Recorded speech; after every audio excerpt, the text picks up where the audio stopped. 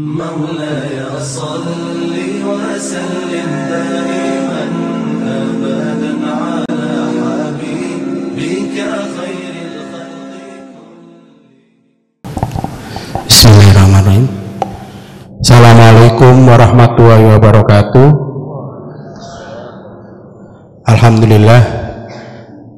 Alhamdulillah kita panjatkan syukur kehadirat Allah Subhanahu wa taala yang mana kita masih diberi kesehatan semua bisa menghadiri acara yang sangat mulia yaitu Thalabul Ilmi, di mana biasanya kalau saya mendengarkan Ustadz Salim kalau memulai tausiah itu selalu diikuti oleh ribuan malaikat, sayap-sayapnya yang melingkupi di sekitar kita di dalam masjid ini, karena masjid ini kan tempat rumah Allah, jadi tentunya banyak malaikat yang mencatat nantinya semua kegiatan dan ilmu-ilmu yang bisa dibagi kepada kita semua. Mudah-mudahan nanti apa yang disampaikan oleh Ustadz Salim ini bisa merubah diri kita untuk sesuai dengan judulnya, yaitu saksikanlah bahwa saya seorang muslim, yang mungkin dari tingkah laku kita maupun perbuatan itu bisa kita tunjukkan pada masyarakat bahwa seorang muslim itu harusnya seperti begini dan begini, gitu Ustaz ya. Untuk menyingkat waktu, karena waktunya tadi juga udah terlambat dimulainya, saya persilakan saja mungkin sekitar 30 menit Ustaz atau 40 menit atau 45 menit untuk tausiah. Nanti ada sedikit waktu sisanya adalah untuk tanya jawab agar bisa menambah wawasan kita semua. Tafadhol Ustaz.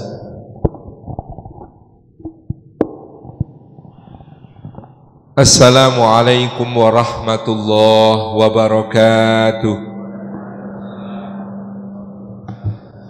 Alhamdulillahi haqqa hamdih, alhamdulillahi hamdan katsiran tayyiban mubarakan fih.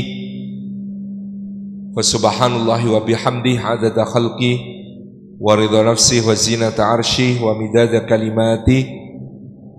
Nahmaduhu wa nasta'inuhu wa nastaghfiruhu wa nastahdihi wa natubu ilaih wa la na'budu illa iyyahu wa natawakkalu alaih. Allahumma fasalli wa sallim wa barik ala sayyidina Muhammad wa ala alihi wa ala ashabihi wa dhurriyyatihi wa man sara ala nahji wa sanna bi sunnati wa ihtada bi hadihi wa da'a bi da'wati ila yaumi liqa'i rabbih. Amma ba'du. Sadatul afadil, hadratal mukarramin yang kita takzimi, segenap jajaran pembina, pimpinan dan pengurus Notaris Muslim Indonesia Korwil Jawa Timur yang kita takdimi, Yayasan Masjid As-Salam, wabil khusus beliau Profesor Dadang Rashid dan seluruh jajaran takmir, moderator kita Bapak Ari Wahyudi beserta seluruh hadirin hadirat, khususnya anggota NMI dan seluruh jamaah yang rawuh pada kesempatan sore hari ini, rahimani wa rahimakumullah. Puji syukur kehadirat Allah Subhanahu wa taala atas limpahan karunia-Nya kita dihimpun di dalam majelis ilmu pada kesempatan sore hari ini di rumah Allah yang mulia ini. Semoga setiap langkah yang kita tempuh, tiap tapaknya menggugurkan dosa-dosa kita, meninggikan derajat kita di sisi Allah Subhanahu wa taala, dan menjadi pemudah jalan kita semua menuju surga. Serta duduk kita semua di masjid yang wangi melati ini, semoga termasuk taman di antara taman-taman surga, tempat Allah mencurah-curahkan rahmat-Nya, menaungkan sayap-sayap malaikat yang memohonkan ampunan untuk kita, menurunkan sakinah ke dalam hati kita, dan menyebut-nyebut nama kita semua dengan bangga pada makhluk-makhluk mulia yang ada di sisinya. Amin, Allahumma amin. Bapak dan Ibu yang dirahmati oleh Allah Subhanahu wa taala, Muslim ini istilah yang unik, yang di setiap khutbah Jumat disebut pula oleh para khatib, di mana ketika mewasiatkan tentang takwa, maka khatib membaca ayat Allah, A'udzubillahi minasyaitonirrajim, Bismillahirrahmanirrahim. Ya ayyuhalladzina amanu taqullaha haqqa tuqatih wa la tamutunna illa wa antum muslimun. Wahai orang-orang yang beriman, bertakwalah kepada Allah dengan sebenar-benarnya takwa kepadanya, dan janganlah sekali-kali kalian mati kecuali dalam keadaan muslim. Jadi di sini ada satu tingkat kepentingan yang luar biasa untuk kelak menghadap Allah Subhanahu wa taala melalui kematian kita. Hanya yang diridhai Allah itu ketika kita menghadapnya dalam keadaan muslim. Yang kata muslim itu dimaknai pula sebagai orang yang berserah diri kepada Allah, berserah diri kepada kemahakuasaan Allah, kepada segala takdir-takdirnya, kepada segala aturan-aturannya, kepada segala perintah dan larangannya, kepada segala tuntunan dan himbauannya, kepada segala nasihat dan ancamannya. Berserah diri kepada Allah di dalam kehidupan di dunia menjadikan kita sebagai orang yang ridho kepada Allah, sehingga Allah pun ridho kepada kita, dan ridho Allah itulah yang paling menentukan keadaan kita di hidup yang hakiki, hidup yang sejati, hidup yang ada setelah mati. Maka di dalam Al-Quran Al-Karim pula kita menemukan perintah untuk menunjukkan diri kita sebagai seorang muslim. Di beberapa tempat Allah memfirmankan, wa qul ishhadu bi anna muslimun, fashhad bi anna muslimun.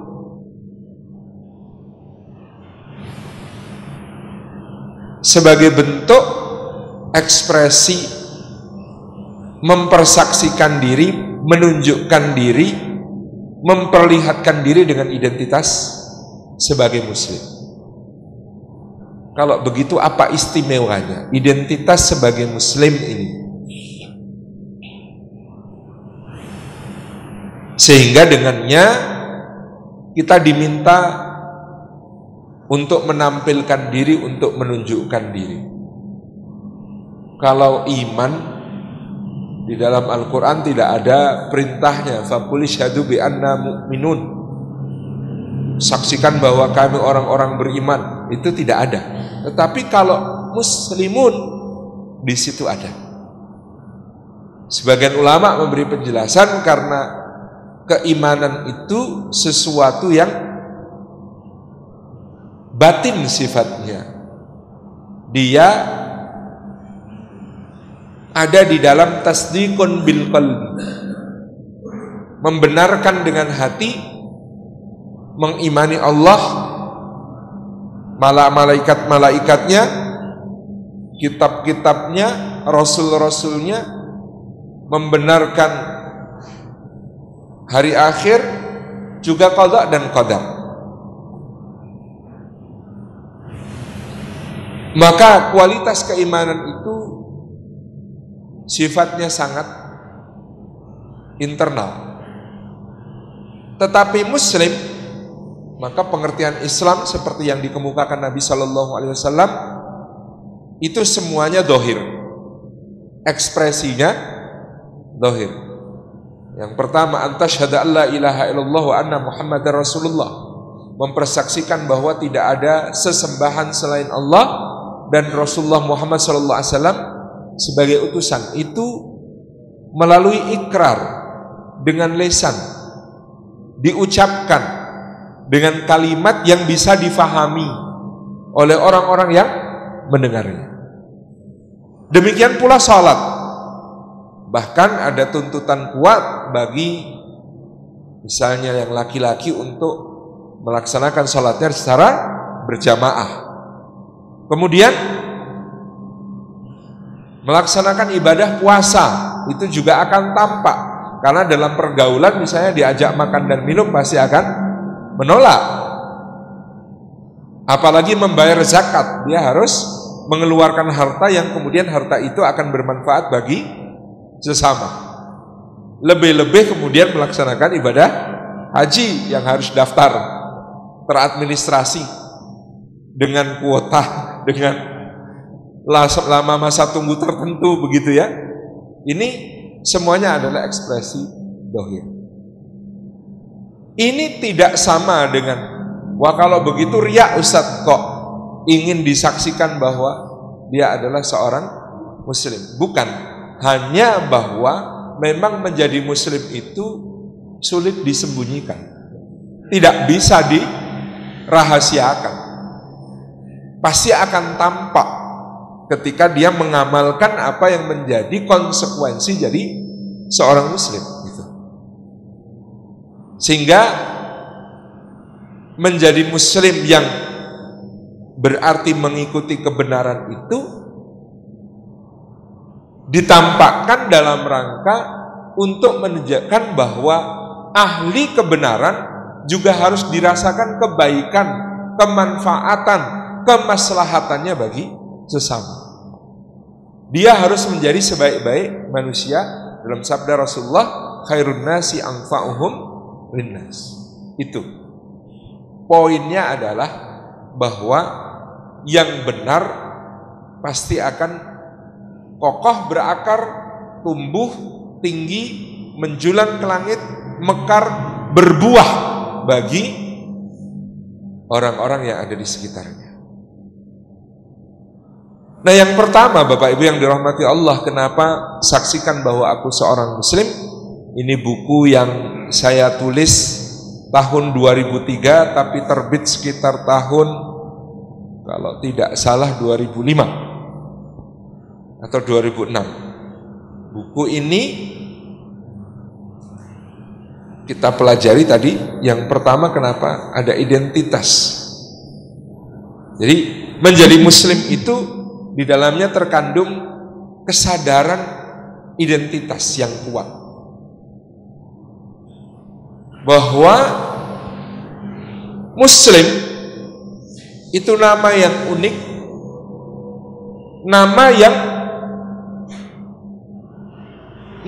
ajaran maupun nama pemeluknya itu diberikan oleh sesembahannya sendiri, termaktub, tertulis di dalam kitab suci yang menjadi pedoman hidupnya. Bukan untuk merendahkan agama lain, tetapi dalam hal ini kita mengetahui nama-nama keyakinan agama yang ada di dunia ini sekaligus istilah bagi penganutnya, itu hampir semuanya berasal dari sebutan manusia. Akan sulit bagi mereka, saudara-saudara kita yang menganut keyakinan lain, untuk misalnya kita meminta, tolong tunjukkan kepada saya bahwa nama agamamu ini serta nama penganutnya ini ada di dalam kitab sucimu. Nyaris tidak ada yang bisa menunjukkan itu. Ini sangat berbeda dengan Islam dan Muslim, yang dua-duanya adalah terminologi yang dikokohkan di dalam Al-Quranul Karim sebagai kitab suci Islam. Maka dahulu ada orang-orang Yahudi. Nah, nama ini sebagai contoh karena kita terlanjur harus mengisahkan ini. Disebut Yahudi, nisbatnya adalah kepada Yahuda bin Yakub alaihi salam. Nisbatnya kepada nama seorang manusia.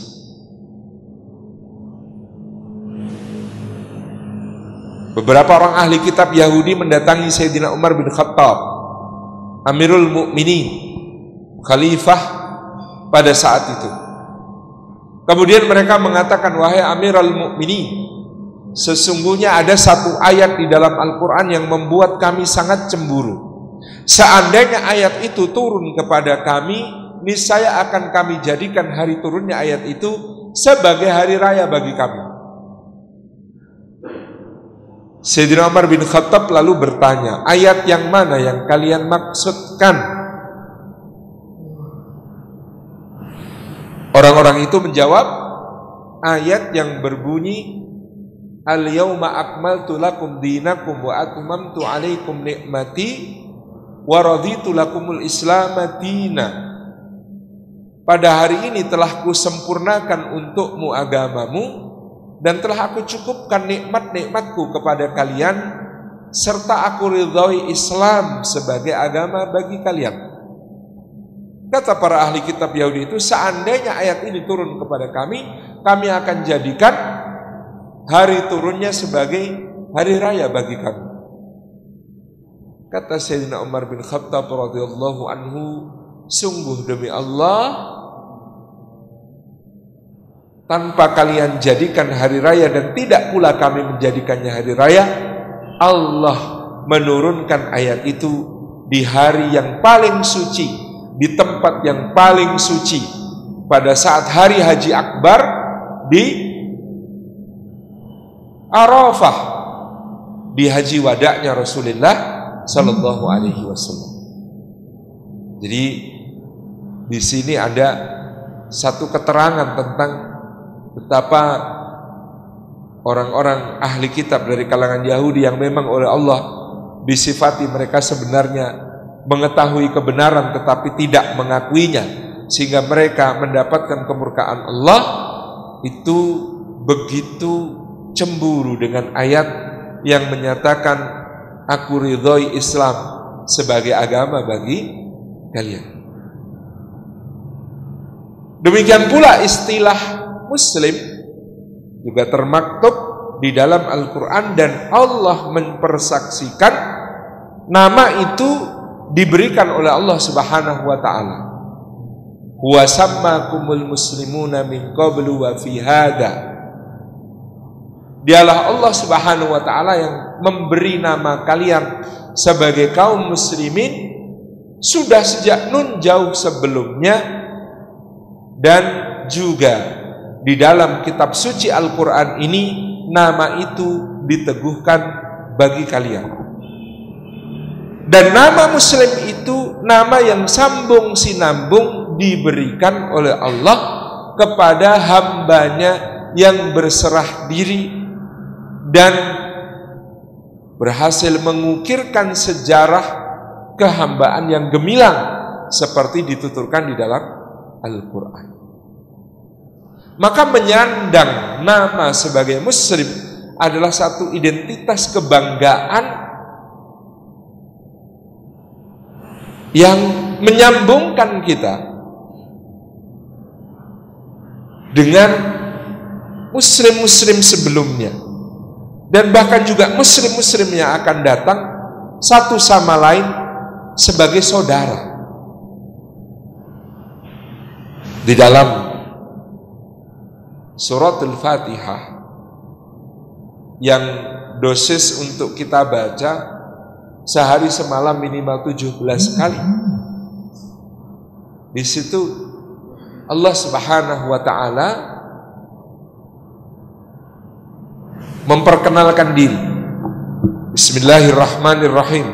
Itu ma'rifatullah, mengenal Allah, zat yang memiliki sifat maha pengasih, kasihnya tidak pilih-pilih, maha penyayang, sayangnya tiada batas, tiada berbilang. Lalu setelah berkenalan dengan Allah, kita pasti akan cinta kepada Allah. Kenalan kalau sama sesuatu yang maha sempurna, maha indah, maha pengasih, maha penyayang, maha segalanya, pasti akan cinta. Maka ekspresi cintanya alhamdulillahi rabbil alamin. Memuji-muji Allah, menyatakan bahwa segala pujian hakikatnya adalah milik Allah, Rabb semesta alam.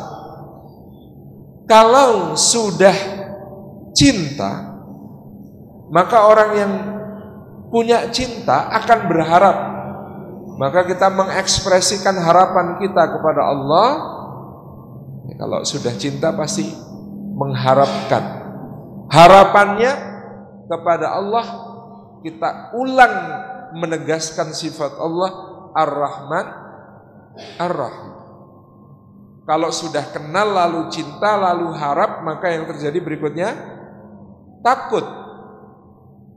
Takut mengecewakan, takut membuat marah, takut membuat cemburu, takut tidak bisa memenuhi harapan.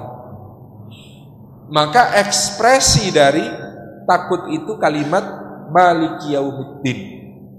Allah kita akui sebagai yang menguasai hari pembalasan. Kalau sudah kenal cinta, harap, takut, maka lalu berikrar, berjanji. Iyyaka na'budu wa iyyaka nasta'in. Hanya kepadamu ya Allah kami menyembah, kami beribadah, kami mengabdi, kepadamu pula kami mohon pertolongan. Ketika sudah berikrar, kita mengetahui bahwa akhirnya tidak dapat tidak, kita harus memohon petunjuknya di dalam menempuh kehidupan ini menuju keridhaan Allah. Maka doa kita, ihdinas siratal mustaqim, tunjukkan kepada kami ya Allah jalan yang lurus. Nah, disinilah ketika kita memohon jalan yang lurus kepada Allah, Allah menunjukkan jalan lurus itu dengan menunjukkan jalan yang pernah ditempuh oleh orang-orang yang muslim, yang berserah diri kepada Allah dengan paripurna sebelum kita.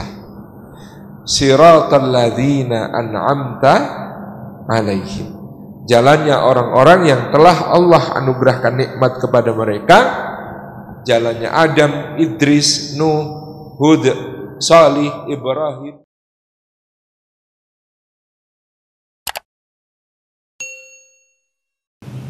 Seakan-akan Allah tidak mengatakan kepada Rasulullah Muhammad SAW, hai Muhammad, engkau punya Abu Bakar yang rela memberikan semua yang dimilikinya untukmu.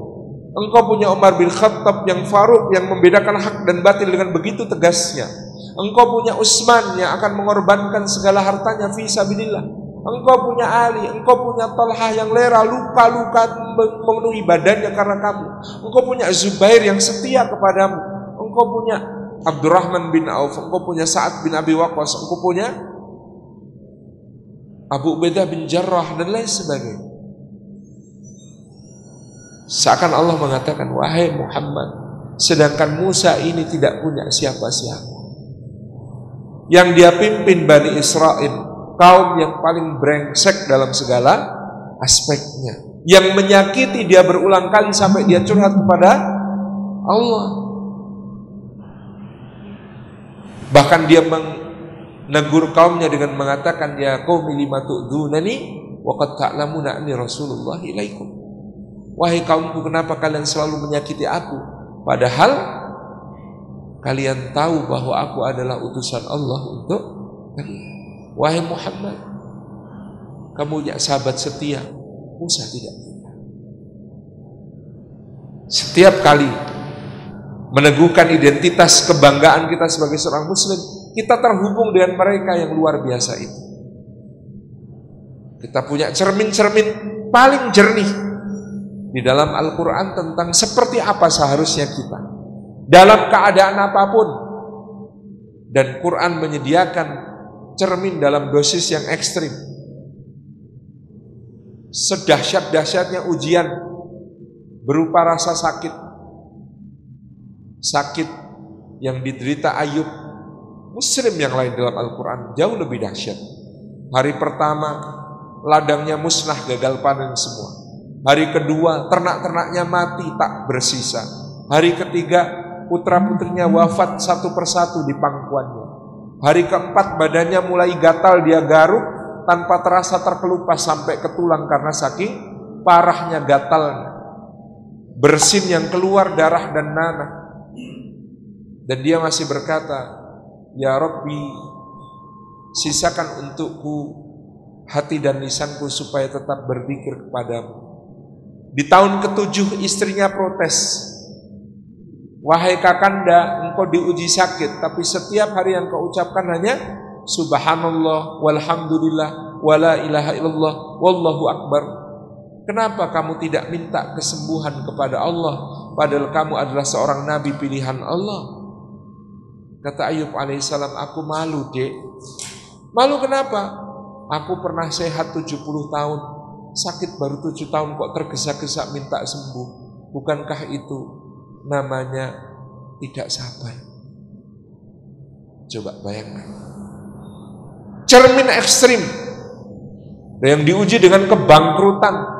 Sebangkrut-bangkrutnya orang, kehilangan segala semua miliknya, itu tidak ada apa-apanya dengan kehilangannya Nabi Adam yang tiba-tiba dari surga dengan segala fasilitasnya harus pindah ke dunia tanpa memiliki apa-apa. Pakaian saja tidak punya, harus menutupi tubuh dengan dedaunan. Dari semula segala fasilitas tersedia, kenikmatan ada, tiba-tiba kemudian tidak memiliki apa-apa, bahkan landingnya saja terpisah. Dalam beberapa riwayat disebutkan Nabi Adam alaihissalam itu landingnya di India, bila di Thailand atau Sri Lanka. Sementara ibunda kita Hawa itu landingnya di Jeddah, bukan mau umroh bu itu. Memang diturunkan Allah itu di Jeddah, makanya disebut Jeddah. Jeddah itu artinya simbah putri, nenek. Tempat neneknya seluruh umat manusia dulu landing. Ketemunya di Jabal Rahmah di Arafah. Kita tahu dari situ sejak dulu ikhtiar cowok harus lebih maksimal gitu. Dari India sampai ke Jabal Rahmah itu jauh lebih menguras energi daripada dari Jeddah ke Jabal Rahmah. Masya Allah, tabarakallah. Itu yang diuji dengan bangkrut. Gak ada apa-apanya dibandingkan Sayyidina Adam alaihissalam. Yang diuji dengan kekayaan, sugih blegedu, juga tidak ada apa-apanya dibandingkan dengan apa yang diujikan Allah kepada Sulaiman alaihissalam, yang mampu mengucapkan hada min fadli rabbi liyabluwani aashkuru am akfur. Ini semua tidak lain adalah nikmat dari Allah, karunia dari Allah untuk menguji apakah aku bersyukur atau kufur kepada Allah. Kita mampu tidak mengucapkan seperti itu di saat kejayaan, atau justru tertarik mengucapkan kalimat Qarun, innama utituhu ala ilmin indi. Semua yang ada ini dikaruniakan kepadaku karena keutamaan ilmu yang ada padaku. Masya Allah. Na'udzubillah min dzalik, yang menyebabkan Qarun abadi menjadi nama sesuatu yang terpendam, membelesak ke dalam bumi. Yang diuji dengan kecantikan, yang diuji dengan ketampanan, paras rupa. Seperti Yusuf alaihissalam, atau Sayyidah Maryam. Kalau di desa-desa itu ada ibu-ibu kalau hamil kadang semangat baca surat Yusuf dan surat Maryam. Saya tanya, kenapa Bu?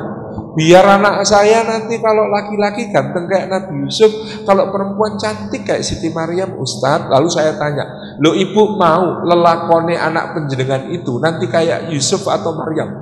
Astagfirullah Pak Ustadz, naudzubillah ini dalik, jangan Pak Ustadz gitu. Lo itu satu paket bukan? Kalau ganteng banyak resikonya, resiko disayang orang tua, resiko didengki saudara, resiko percobaan pembunuhan, resiko dibuang ke sumur, resiko ditemukan orang tapi tidak dikembalikan, malah mengalami human trafficking, perdagangan manusia. Setelah mengalami human trafficking ke negara lain, apa yang terjadi di sana? Mengalami slavery, mengalami perbudakan. Dalam perbudakan mengalami sexual abuse, kekerasan seksual. Nah, itu apa yang dialami Nabi Yusuf itu, kalau diistilahkan sekarang ngeri semua gitu. Sexual abuse, habis kena sexual abuse kena tuduhan palsu, fitnah gitu ya. Habis kena tuduhan palsu, ternyata dibuktikan dia tidak salah. Apa yang terjadi? Dia jadi objek balas dendam, mengalami sexual harassment dari klub ibu-ibu Dharma Wanita kerajaan Mesir itu ya. Sampai sebegitunya, habis itu mengalami kriminalisasi, enggak salah tapi masuk penjara. Di penjara berdakwah kepada temennya, sudah baik-baik titip sama pesennya, sama yang akan bebas ketemu raja. Yang ketemu raja lupa, dan lupanya itu dalam tafsir Ibnu Katsir disebutkan lupanya itu 7 tahun. Bayangin dilupain sama teman baik selama 7 tahun itu gimana rasanya. Jadi kalau ada film Joker mengatakan orang jahat itu orang baik yang tersakiti, itu tidak terbukti pada Nabi Yusuf al-Khair, Nabi Yusuf yang baik hati. Bahkan ketika dia mengalami sebegitu banyak hal yang menyakitkan dalam hidupnya, ketika tampil menjadi orang yang berkuasa, bisa membalas dendam, bisa kemudian melakukan segala hal yang buruk kepada orang-orang yang telah jahat kepadanya, dia justru menampakkan kebaikan yang paripurna di sana. Itulah Yusuf alaihissalam. Yang perempuan kayak Maryam sudah menjaga diri sebaik-baiknya, ya, berada di mihrab Masjid Al-Aqsa, setiap hari hanya berzikir, bertasbih, bertahmid, bertahlil, rukuk, sujud. Allah ujinya itu juga dikasih hamil tanpa disentuh lelaki. Ujian yang tidak terbayangkan. Tabarakallah. Jadi Quran itu menyediakan semua kisah ekstrim. Ibu-ibu pernah mangkir tugas nggak, Bu? Bapak-bapak pernah bolos, Pak? Dalam Quran ada cerita orang bolos sekali akibatnya ngeri banget. Cuma bilang sama Allah, ya Allah sudah terserah engkau, mereka ini tidak mau didakwai, saya tinggal. Pergi marah-marah begitu, naik kapal, kapalnya oleng kena badai, diundi namanya yang keluar, dilempar ke laut, ditelan ikan, ikan yang nelen dia ditelan ikan yang lebih besar, ikan yang lebih besar itu membawa dia ke dasar lautan. Coba bayangkan, hanya gara-gara mangkir tugas. Itu begitu akibatnya gitu. Sedahsyat itu yang harus dia alami. Kalau kita mangkir tugas, makan ikan gitu. Masya Allah, beda. Tapi itulah cermin Quran tentang para muslim yang luar biasa, yang telah meniti jalan yang dahsyat itu. Maka status identitas menjadi muslim itu menjadi kebanggaan kita sampai akhir hayat, bahkan kebanggaan sampai hari kiamat. Ini yang pertama, muslim itu kesadaran identitas menghubungkan kita dengan muslim-muslim lain yang telah mengukirkan sejarah kehambaan terbaik. Yang kedua, مولاي صل وسلم